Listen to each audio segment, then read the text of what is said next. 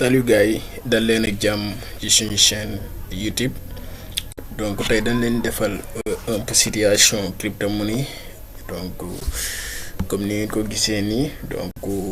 presque crypto-monnaie ci biir dafa mel ni ñu ngi en tendance correction donc d'autres ont essayé de sortir donc pour jéem a en tout cas pour sortir dans leur zone donc comme ni ngeen ko gisee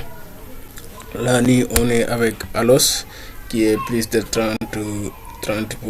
bi nga xam ne moom ins bi muy tendance haussière donc aussi tamit am nañ fi move bi nga xam ne comme ni ngeen ko gisee bon bi mu bin ko listé ak léegi donc yàggul donc si